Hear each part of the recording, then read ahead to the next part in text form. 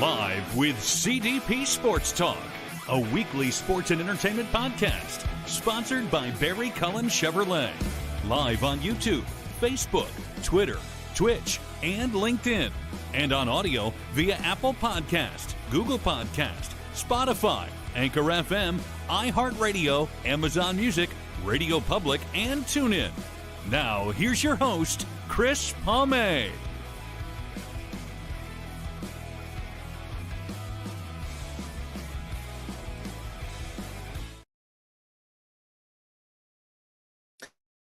Good afternoon, everybody. Welcome to Season 11, Episode 45, overall 595 of Live with CDP Sports and Entertainment Talk Show, brought to you by Barry Cullen Chevrolet Dealership, located at 905 Woodlawn Road West in the Guelph Auto Mall. Check out their website, barrycullen.com, for the newest selection of new and pre-owned GM vehicles, along with their great selection of all-electric vehicles, as well as Cadillac vehicles as well. You can call the dealership at 519-824-0210 and tell them Chris Palme sent you, or you can email them at info@Barry Cullen Chevrolet Dealership. Again, Barry Cullen Chevrolet Dealership has been family run and operated here in the city of Guelph since 1969 and has been the official sponsor of Live with CDP.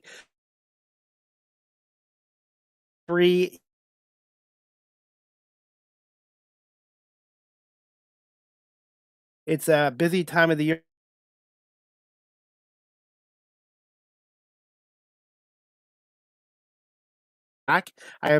Excuse me for that, but I'm looking forward to my guest today. He is a friend of the show, friend of mine. This is his fifth appearance, and his name is Matt Dery, and he's the host of Locked On Lions podcast. And Matt's going to come on and talk some Lions with us, and maybe a little Cleveland Guardians baseball as well.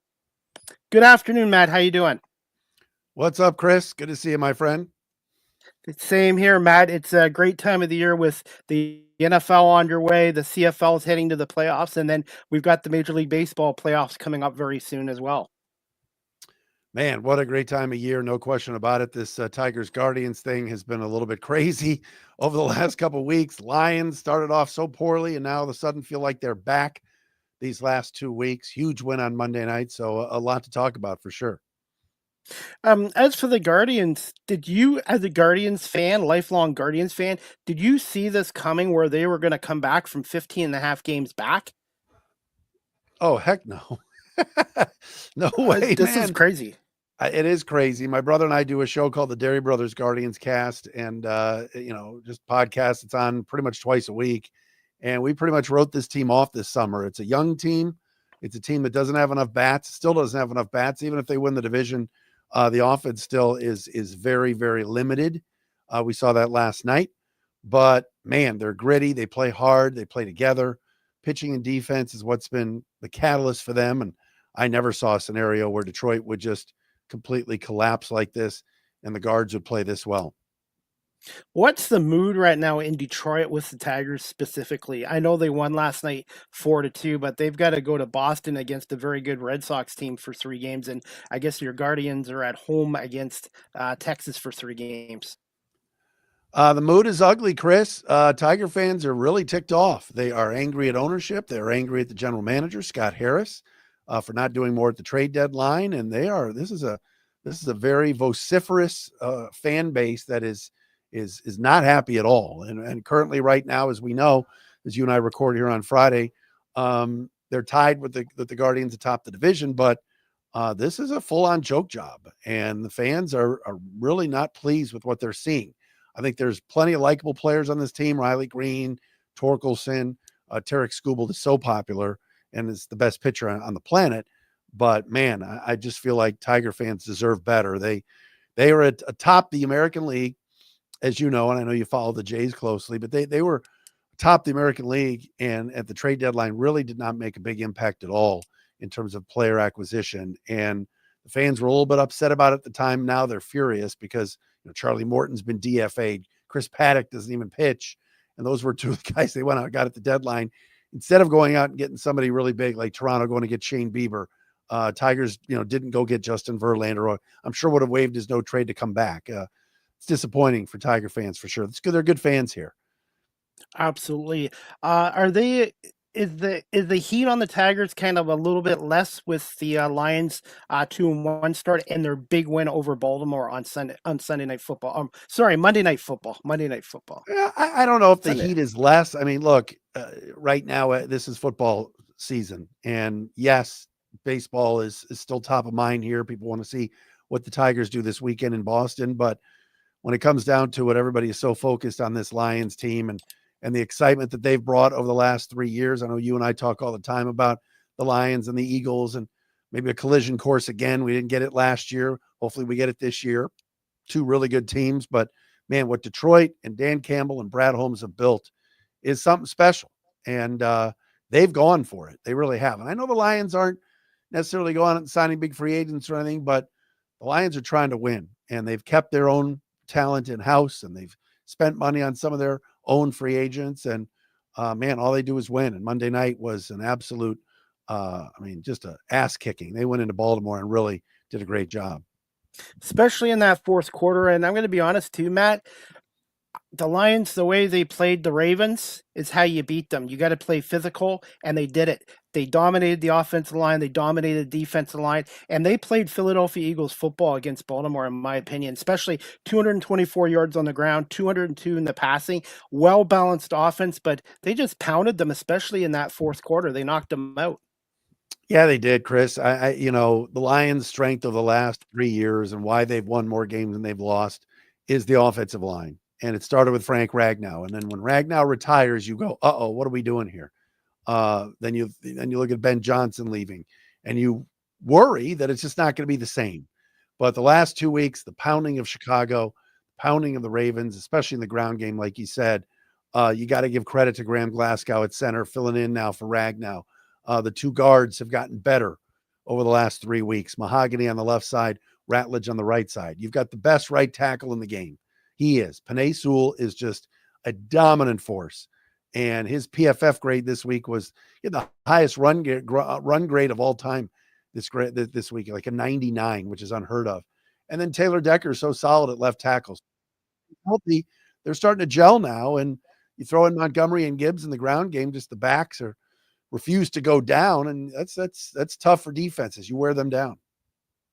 You see with offensive line, especially with the Eagles last week, Lane Johnson, who I think is one of the best tackles in the game, he left. They put in Matt Pryor. He struggled against that Rams front four.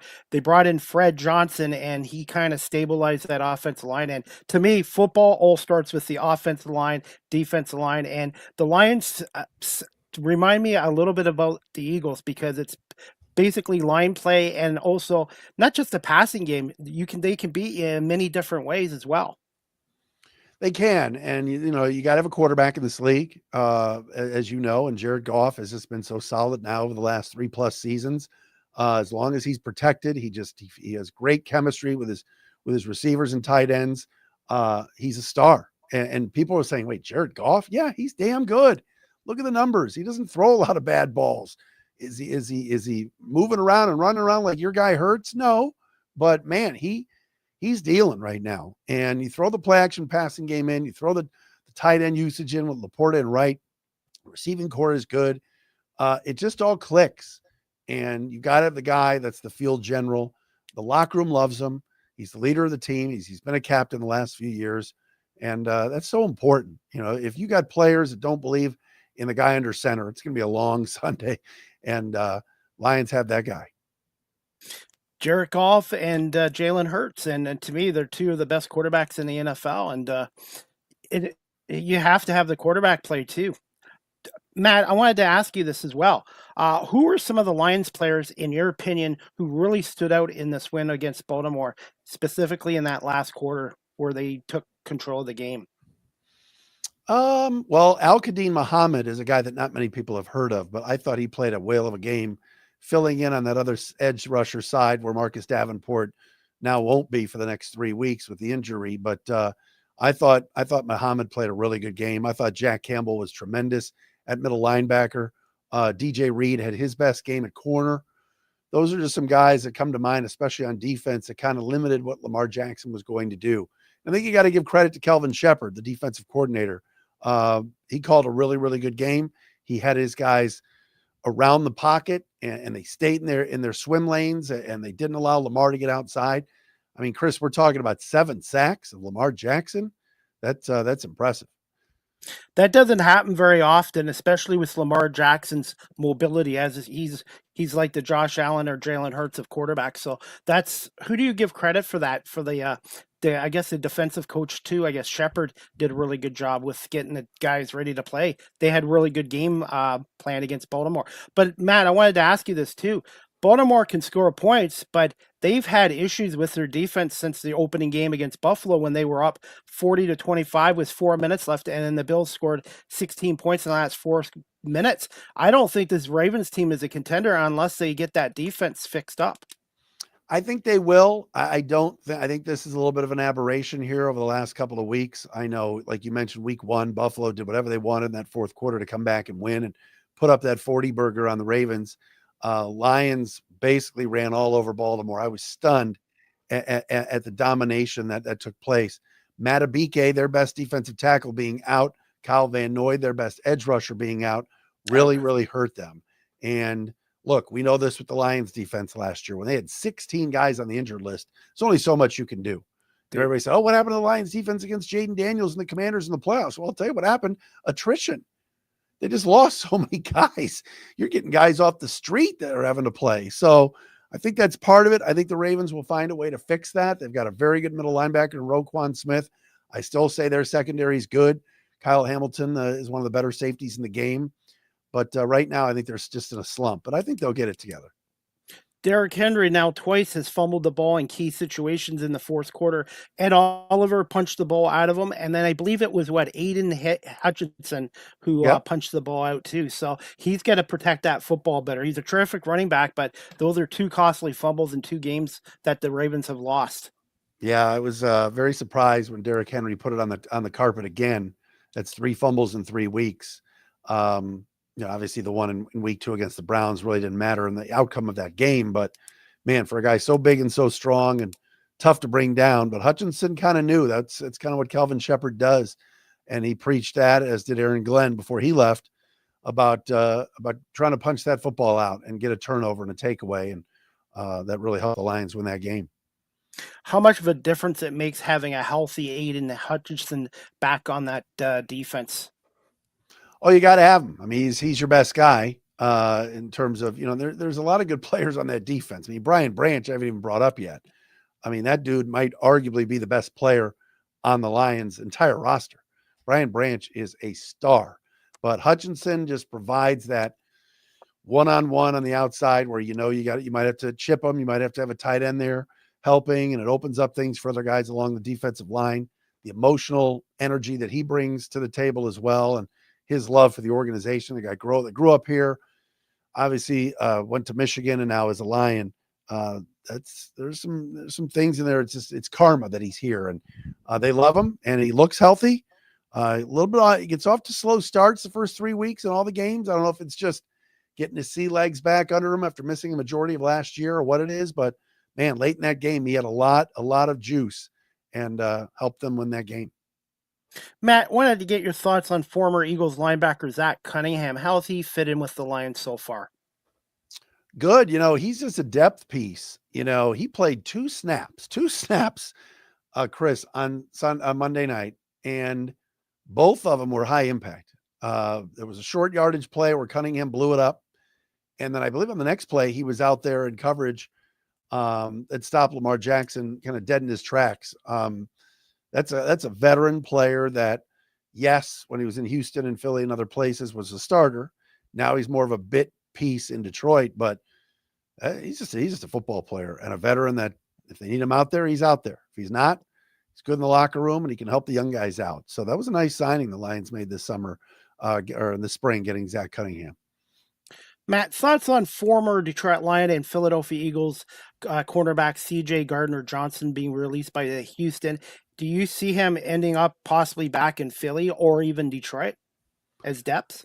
I don't. I don't know why Howie Roseman or Brad Holmes would mess with him. He's a good football player, but he's a headache. Let's be honest. There's got to be a reason why Houston is releasing a player in September. That's a good franchise down there. They've won the AFC South multiple times. there's got to be something going on off the field. I know that when he left Detroit, he kind of badmouthed the Lions a little bit. I know when he left Philly the first time, he had some things to say about the Eagles. Can't keep his mouth shut. He's a really good player, but if he's a distraction in that room, the Lions are going, at least I can't speak for the Eagles, but I can tell you the Lions are going nowhere near a guy that could be just a headache in that locker room. I know some of the Eagles fan base would like him because of his experience and because the Eagles have the youngest defense in the NFL. But I like the young kid, Andrew Makuba, who had that big interception against Kelsey in Kansas City. So it's going to be interesting to see what the Eagles do. I think they need defensive help because Nolan Smith Jr. has been put on IR, and with losing Josh Sweat and a number of players like Milton Williams, I think Howie Roseman's going to try to look for a defensive end before the trade deadline to help that front four out.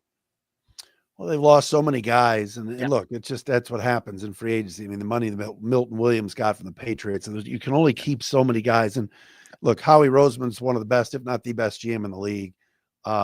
They always find a way, getting Zadarius Smith and everything else to make 1-year deals and things like that happen. But when you have good teams and you have good players, it's hard to retain all of them. You just can't, unless you're the LA Dodgers in baseball. So, and that's a different system.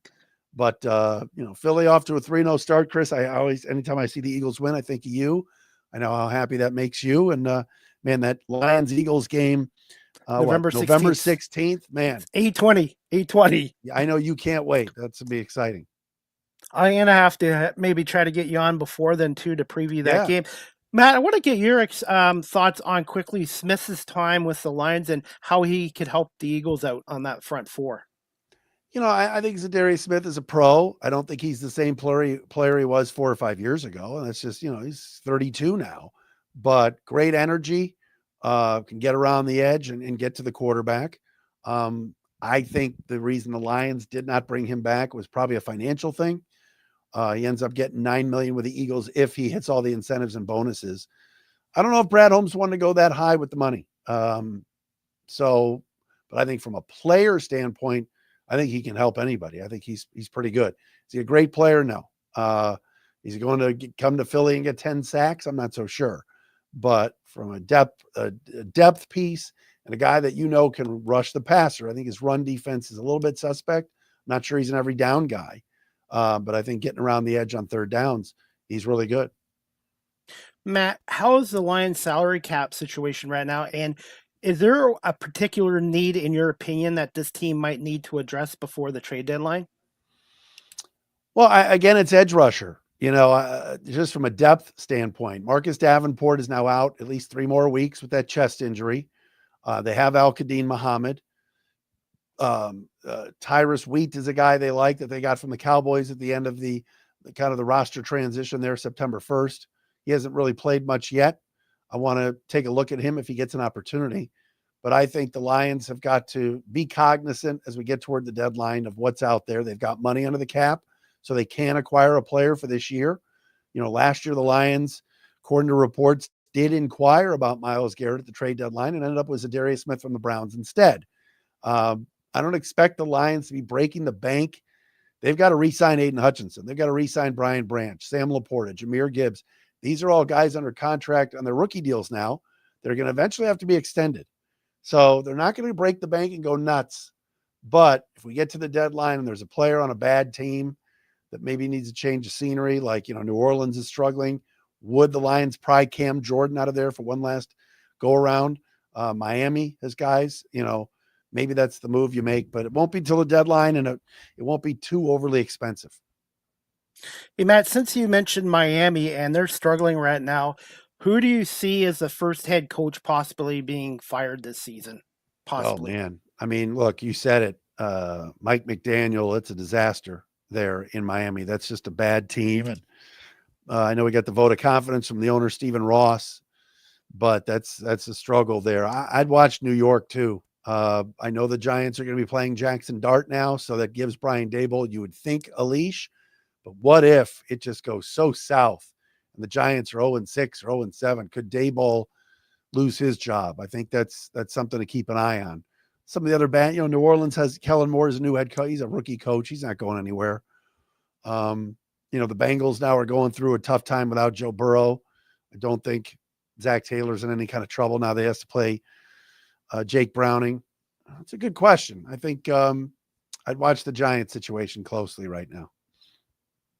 Hey, Matt, where would you rank this win in terms of all-time great Lions road wins? I know for me, being an NFL fan, the best Lions win I've ever seen was their 38-6 smashing of Dallas to get to the NFC Championship game in '91. But would this road win rank up there in the last 30 years, I guess?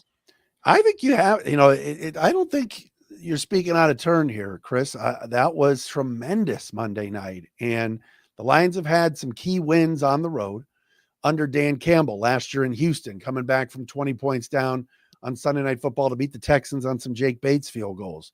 The opener a few years ago in Kansas City when nobody thought the Lions could beat the big bad Chiefs, their Arrowhead as they're raising their banner.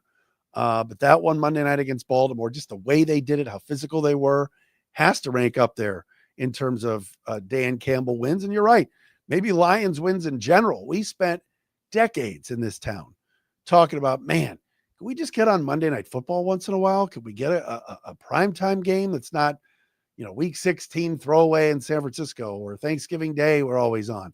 Lions now are playing all these primetime games, and they're showing up. They've played on Monday Night Football the last 4 times under Campbell, and they've won them all. But that one this week against a really good Ravens team, that ranks up there. It was really cool. Matt, where does this tandem of Montgomery and Gibbs rank up there in the history of the Detroit Lions?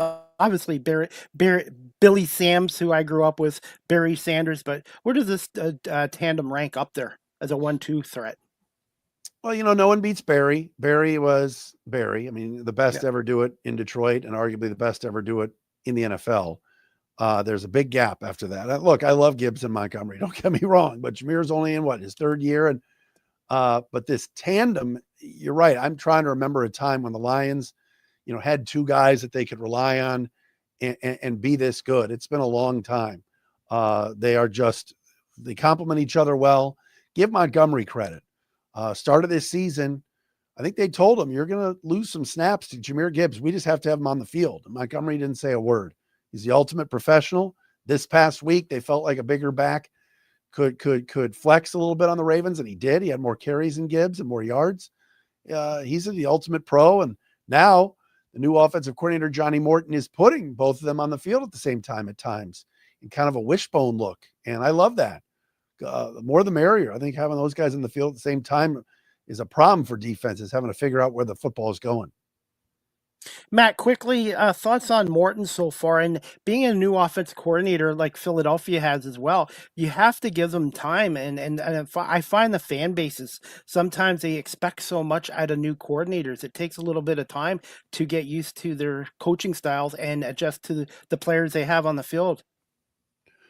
No, you're right, Chris. I mean, let's be honest. After week 1, a lot of the national people, even local people, were like, oh my God, this is a disaster without Ben Johnson. What are we going to do? The offense was so bad against the Packers. And only time they got in the end zone was in garbage time late on the Tesla touchdown. But yet Morton, I thought Monday night, called a whale of a game. The option play was St. Brown pitching it to Gibbs for a touchdown. The 4th down call, play pass with Montgomery, throwing it out to St. Brown, who was in motion and tight on the formation on the right side. The flea flicker play where Montgomery threw it back to Goff, who threw it down to St. Brown. Very creative. John Morton got an A+ from me for Monday night. That was awesome. Execution. I thought that was key too. You can call these plays, but you need the guys to execute. And it's funny, Matt, being an Eagles fan, they've already won Kevin Battello, offensive coordinator, fired, even though the Eagles are 3-0 so far. I think Philly fans, as you know, brother, Eagle fans are a different bird. They're a different breed, and they love their birds, and they can get a little crazy. I mean, come on now. I mean, geez, let's go easy on the OC here. I mean, you guys have had some movement there for years in terms of your OC. Some have left because they're good. Some have left because they were bad. Yeah. And we don't need to hit that topic out with you and get you all fired up. But let's be honest. You're right. Start of the season for offenses, Chris, it takes some time. This is not, a lot of these teams did not play in the preseason, the regulars. And so they're out there for the first time. This is not like spring training where baseball teams are getting 28 cracks at it here before the season starts, or the NBA with 5 or 6 exhibition games. These NFL teams do not want anybody getting hurt.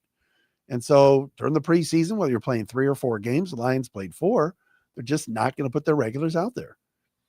And the Eagles didn't with their starters as well. But I like what they did in the second half against the Rams. But I'll tell you this, the LA Rams, regardless of losing that game or not, they are up there with the Lions and Eagles as contenders out of the NFC, in my opinion. They're good. I love their defense. It's young. Kobe Turner and those guys off the edge. They've got some nice defensive backs there. Stafford is still in looks to me like in the kind of form that you would expect, despite his age, and they're well coached. So looked like the Rams had that game, but thank goodness for the Eagles special teams, and that's a great win for them. Carter and Davis specifically. So, but it's been 50 years, Matt, since the Eagles blocked 2 field goals in a game. Since Amazing. 1975. So every 50 years. And you can't rely on that all the time. So they've got a tough game against Tampa Bay on Sunday. The Bucs are one of the few teams that have had matched up well with Philly. And before we wrap this up, Matt, thoughts on your opponents this week, the Cleveland Browns, who are 1-2, who came off a big win over Green Bay 13-10, and they blocked a field goal to set up their winning field goal from 55 yards. Do you think the Lions could take the Browns too lightly, or you feel Campbell will not allow that to happen? No, I don't think that'll happen. I do think that the Browns defense presents some challenges. Remember Jim Schwartz, the former Lions head coach, is their defensive coordinator. He's got the number 1 defense in the league. Myles Garrett is playing at a big time level. Their linebackers are improved. That secondary with Denzel Ward is pretty good. And the Browns have a lot of depth along the defensive line. So that's a great matchup to watch. Mason Graham, their first round pick, former Michigan Wolverine, going up against that Lions interior offensive line, which has been better the last 2 weeks. But how will that go? But I still say the Lions win something like 31-17. You're at Ford Field. You're at home. It's going to be very difficult for the Browns to score. And if they can't sustain long drives with Joe Flacco, and you give the Lions plenty of possessions, they're going to find a way to do it. So I think the Browns will bend a little bit defensively, probably not break. But I don't see a scenario where Detroit loses this week. And Flacco has no mobility, so if they can get to him, they can force turnovers and get a number of sacks. I feel they'll get at least 5 against Flacco on Sunday. So, who do you? One thing, Matt, before we wrap this, who do you feel could be an X factor for the Lions on the game against the Browns Sunday? I'm ready for a Sam Laporta breakout game. I don't know about you, but I think he had 4 big catches on Monday night, all for first downs. But that was it. I'm expecting to see Sam Laporta in the end zone sometime on Sunday. I think some play action stuff, getting him free, I think is there for the taking this week. Just like it was nice to see A.J. Brown become a factor against the Rams in that second half, and Devontae Smith as well. So I agree with you. I think he's going to have a breakout game against the Browns. Matt, as we wrapped up the show, quickly thoughts. Who's your pick to come out of the American League and the National League and meet in this year's World Series? Man, that's a good question. It's wide open. I can't remember a time where we could do another half hour on this. There are no favorites to me. I like the Blue Jays. I like what they're doing. I'm happy for Mark Shapiro. I knew Mark a little bit when he was in Cleveland, and those fans deserve it. Those are great fans, and that's going to be a raucous environment. Do we get back to what we had last year in Yankees Dodgers? I don't know. Milwaukee's playing so well, but I'm just not a believer. They're going to be the 1 seed, but I don't know if they could do it in the postseason. I'll tell you what, the Padres scare me. San Diego, I know, is probably the 5 seed right now. That's a team if you're putting a gun to my head, I would say San Diego in the National League, and the American League. I mean, It is a toss-up. I can't pick Seattle. I can't. They just don't. I just think they always choke. And I'll say Toronto. Yeah, we'll say San Diego and the Blue Jays. I would love to say the Tigers, but the way the team is, I don't even know if they're going to make the playoffs. I like the way the Jays have been playing. They've struggled lately, losing 6 out of the last 8 games. But I feel Bo Bichette comes back for the playoffs. That'll add to their offense. So I'm going to agree with you, Matt, on Toronto from the American League. But in the National League, I got to go with the Dodgers until somebody beats them in the playoffs. Yeah, I get that. And San And Diego, I agree. my Guardians can really pitch, but I don't know if there's enough offense there. And Boston's dangerous too, but there's always some sort of drama with them. I don't know if they're going to make it as far as they probably could based on their talent. So we'll see. Hey, finally, Matt, how can my audience follow your next Lions on Lions podcast and how they can follow and subscribe? And do you have any upcoming guests as well? Well, we're on today. Just going to do a preview for Sunday. Andrew Siciliano was with us Wednesday. Check that show out. LockedOnLions.com. We'll take you to every platform. We're on YouTube, Apple, Spotify, wherever you get your podcasts. Always appreciate you, Chris, promoting me. And I like to do the same for you. So, we're at Monday through Friday. And then Sunday after the game, we'll have a pod as well. And wherever you get your podcasts, you can find me. Hopefully, Matt, we can have you back on right before the Eagles-Lions matchup on we'll do it. November 16th. Absolutely. By the way, the CFL made a whole bunch of the changes too, They're shortening the field to now 100 yards like the NFL, and they're moving the goalpost to the back of the end zones as well. And it's very controversial over here in Canada with some of the changes they're making with the league for the next 2 years as well here. Wow. So, well, I love Canada. I'm a big Canada fan. I'm a big listener of AM 800 and Mike and Meg in the morning there on CKLW. Mike is a good friend. And so I support as much of the red and white as I can. Absolutely. Hey, Matt, I'm going to let you go, but I want to say thank you so much for giving us some time today, and look forward to your next Locked On Lions podcast. And good luck to your Cleveland Guardians. And I might be cheering for them in the playoffs because the way Chris, they're playing, they're playing good baseball. They're a really good team, and the organization just does a good job in developing players. Thanks, buddy. We'll have you on our bandwagon anytime. So. Okay. See you soon. Deal, Matt. Thanks a lot. Have a good day. Thanks, Chris.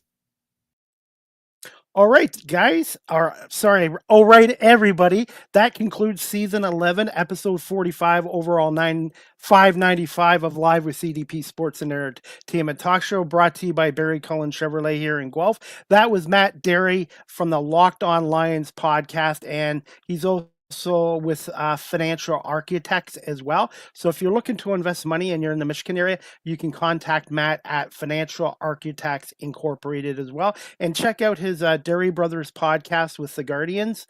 And he does a weekly podcast show called the Locked On Lions podcast as well. And all his social media platforms are below as well. Before we wrap up the show, guys, I was on a radio station in Kitchener, Ontario the other day called 98.5 The Mix, and I spoke to them about being a volunteer speaker with the Business Education Partnership of Waterloo Region, and I'm going to play this video now, courtesy of my YouTube channel, Chris Pame, Live with CDP Talk Show. Please subscribe, share, and follow as well. Say good morning to Chris. Chris is a member of the Speakers Bureau with the Business and Education Partnership. So hi, Chris. How are you doing today? Good morning, Mike. How are you doing? I'm great, thank you. Thank you so much for this opportunity. Oh, no problem at all. So tell us a bit, first off, about your organization, what you do for the community, because I know it's great things. Yes, a couple years ago, I met Jennifer Burnstill and through social media, and she liked what I was doing with my career switch into radio. I started 6 years ago, and a couple years ago, Jennifer asked me if I'd be interested in coming on board as a speaker for the Business Education Partnership of Waterloo Region, which was originally founded in 2002, and over 130 youth across Waterloo Region. So I started doing this a couple years ago, going to local high schools in Kitchener, Waterloo, and Cambridge, and speaking to the students about my career change later in life and the importance of education in the classroom, but outside the classroom as well. And for students, you don't have to pick one career when you're a teenager. You can do 2, 3, 4, 5 careers. So I just share some of my experiences from going from security into media radio 6 years ago. Oh, fantastic. It's always nice to start again. Now, tell us how you're looking for volunteers. So what kind of people are you looking for to help out your organization? Well, we're looking for people in the Speakers Bureau, which is what I do. They're looking for agency builders, people in the trades industry, generally people that like to volunteer their time and are good public speakers and want to share their experiences and their stories with the younger students. Oh, that sounds like a great opportunity for a lot of people out there. How could they get in touch with you to make this happen? Yes, with the Business Education Partnership of Waterloo, you can check out the website bepwr.ca. That's bepwr.ca. That's their website. Or you can call them at 226-642-0880. Or sorry, 226-642-0880. Or you can look for them on social media. Business Education Partnership of Waterloo Region is on LinkedIn. They're on Twitter, X. They're on Instagram, Facebook, and YouTube. Well, this sounds like a great opportunity for a lot of people out there. And thank you for doing that. Thank you for doing what you do. And most importantly, Chris, I want you to have a great day, okay?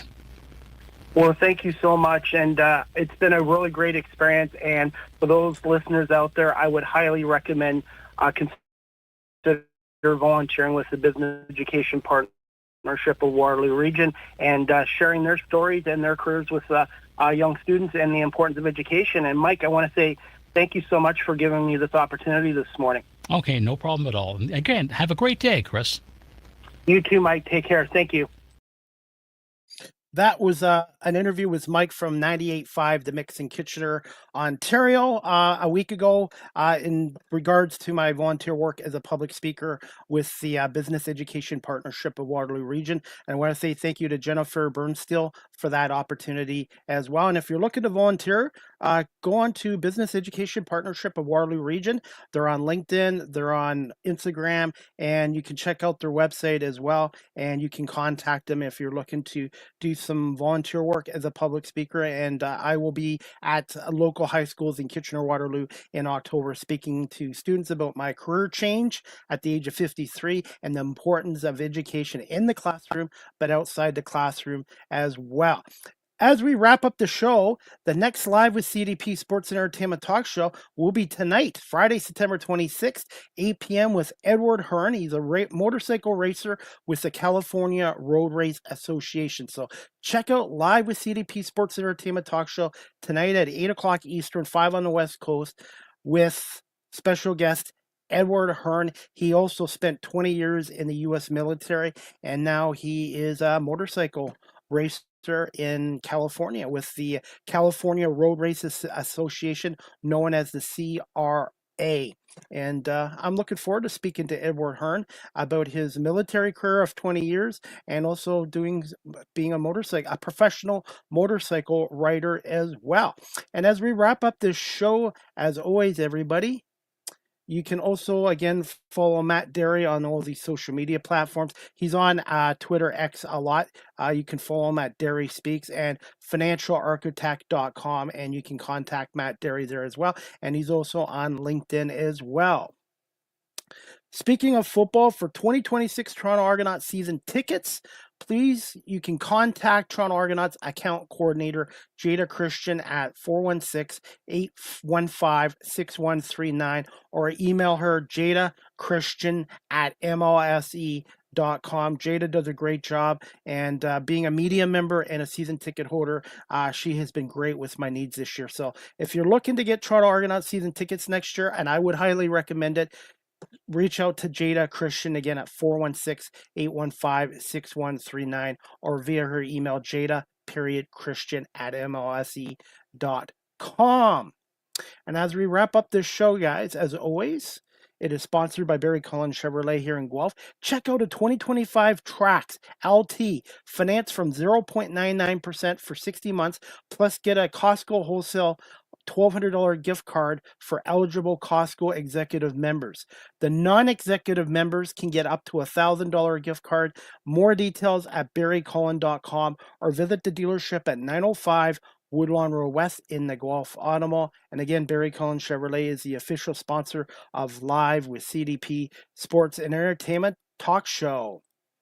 If you're looking for a personalized video message, I am now on Cameo. Go to cameo.com, type in Chris Palme, and book your Cameo now. I do happy birthday wishes, happy anniversary, congratulations, pep talks. If you're looking to ask me questions about my media work, my career change, some of my favorite interviews, go to cameo.com, type in my name, Chris Palme, and book your Cameo today. Look forward to hearing from you. You can now follow me on Blue Sky Social at Live with CDP19. I do post content on that social media site as well. If you're looking to adopt a pet, check out the Cambridge and District Humane Society at 1650 Dunbar Road in Cambridge, Ontario.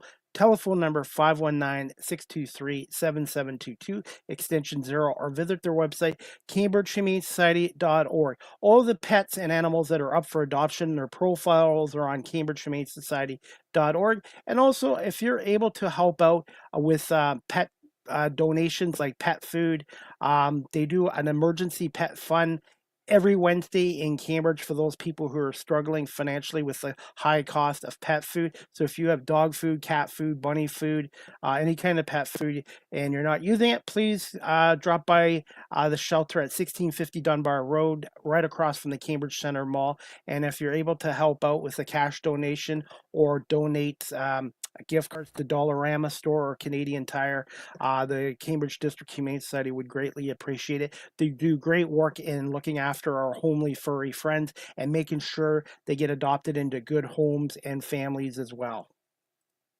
Live with CDP Sports and Entertainment Talk Show, again, is live streamed on these platforms: YouTube, Facebook, Twitter, X, Twitch, LinkedIn, and now available on Instagram. Make sure you follow, subscribe, and like. You can check out my website at beacons.ai/Chris D. Palme. I am also on TikTok. I am a content creator on TikTok full time at Chris Palme, and I want to say thank you to 1,052 followers on TikTok. I do post a lot of content on TikTok, especially CFL content. So please check me out on TikTok. Make sure you follow me there at Chris Palme. StreamYard is the official live stream provider of Live with CDP Sports and Entertainment Talk Show. If you're into webinars or live streaming or podcasting, check out StreamYard.com. They have basic free plans or paid professional plans like I do. And if you're a business that does a lot of live streaming or webinars, go to StreamYard.com and contact the sales department there for pricing as well. And yours truly has been with StreamYard now for 4.5 years. I give them a big thumbs up. So check out StreamYard.com for your live streaming needs. Live with CDP Sports and Entertainment Talk Show. The audio version is on these platforms: iHeartRadio, Amazon Music, Spotify for podcasters, Apple Podcasts, Breaker, Pocket Cast, Spotify, Castbox, LinkedIn, Pandora, Tuned In, YouTube Music, and Good Pods. And make sure you subscribe, follow, and share on my audio platforms as well. Finally, you can email the show Live with CDP Sports and Entertainment Talk Show at cpalme19@gmail.com. Any comments, questions, suggestions, feedback would be greatly appreciated. And if you also like my media work on YouTube and my 3 talk shows, you can PayPal me, Chris Palme, on PayPal as well. cpalme19@gmail.com for PayPal if you'd like to support my YouTube channel and my media work as well. Finally, you guys can follow me on these social media platforms: Facebook, Twitter, Threads, Instagram, LinkedIn, Blue Sky, everywhere except for Snapchat. And please remember to subscribe to my YouTube channel, Chris Palme, Live with CDP Talk Show as well. And I want to say thank you to all my subscribers and viewers, and I have more content coming as well.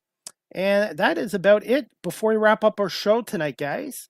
Again, I have another show tonight at 8 o'clock with Edward Hearn, a motorcycle racer with the California Road Association at 8 o'clock Eastern, 5 on the West Coast, and I'm looking forward to this as well. And by the way, before we wrap this up, we've got CFL tonight. We've got a double header. We've got Calgary at Montreal at 7 o'clock, which I think is going to be a heck of a game.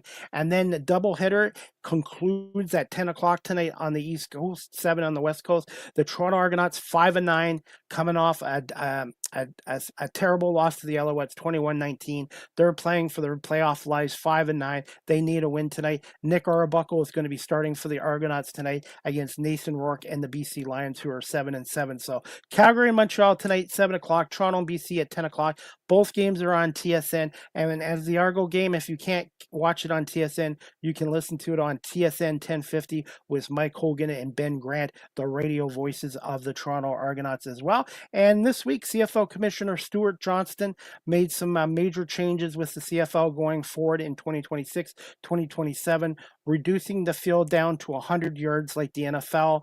And the end zones are going to be cut from 20 yards to 15, and the goalposts are going to move to the end of the end zones like the NFL. So they're making a few changes here. A lot of fans are not happy about it, but I'm willing to keep an open mind to it as well. And I'm not praying, but I'm hoping to have CFL Commissioner Stuart Johnson on our show at some point to maybe talk about some of these changes coming up. And the Toronto Argonauts regular season finale, which will be Saturday, October 4th at BMO Field, probably for their last home game of the year. They're most likely, if they make the playoffs, they'll start on the road. It'll be Hamilton, Toronto on October 4th, 3 o'clock, and it will be Bills Day. So if you buy a ticket and you get to BMO Field early, the first 7,500 fans will get a Doug Flutie commemorative Argonauts and Bills shirt, as well as the Argos and the Bills are going to be partner up with cross-promoting football in Southern Ontario. So Hamilton, Toronto on Saturday, October 4th, 3 o'clock, BMO Field. You can get your tickets at argonauts.ca or watch the game on TSN or TSN 1050 as well. And as we wrap this show up, guys, the Detroit Tigers finally won a game last night. They beat the Guardians 4-2, and the Tigers are now tied with Cleveland for first in the Central.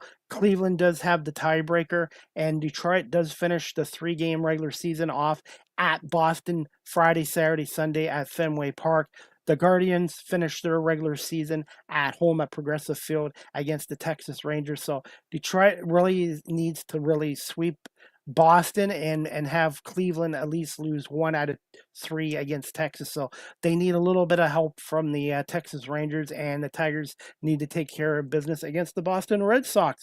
And again, I want to say thank you to my guest, Matt Dery, his 5th time coming on live with CDP Sports and Entertainment Talk Show, the host of the Locked On Lions podcast. If you're a fan of the Detroit Lions, fan of the National Football League, Matt is one of the better podcasters out there, and he knows the Detroit Lions as well as anybody. So please check out Locked On Lions podcast, which is on YouTube, Apple Podcasts, iHeartRadio, Spotify, all the same platforms this show is on as well. I want to say thank you to everyone watching the show live streamed and on my audio platforms. And again, to my sponsors, Barry Cullen Chevrolet dealership here in Guelph. And I want to give a special shout out to service consultant at Barry Cullen Chevrolet, Greg Smith, for always providing great customer service and service needs to my vehicle as well. So if you do go to Barry Cullen Chevrolet, make sure you see Greg Smith as service consultant as well. He does a great job as well. And that is about it, guys. I hope everybody has a great afternoon, and hope to see you all back here tonight at 8 o'clock Eastern, 5 on the West Coast, with my special guest, Edward Hearn, again, a motorcycle racer with the California Road Race Association. And he was in the U.S. military for 20 years. So we're going to talk to him a little bit about his military career and about his career as a California road racer as well. And that is about it. Thanks to Matt Dery, and we'll see you back here all tonight at 8 o'clock with Edward Hearn here on Live with CDP Sports and Entertainment Talk Show, brought to you by Barry Cullen Chevrolet. Have a good afternoon, everybody.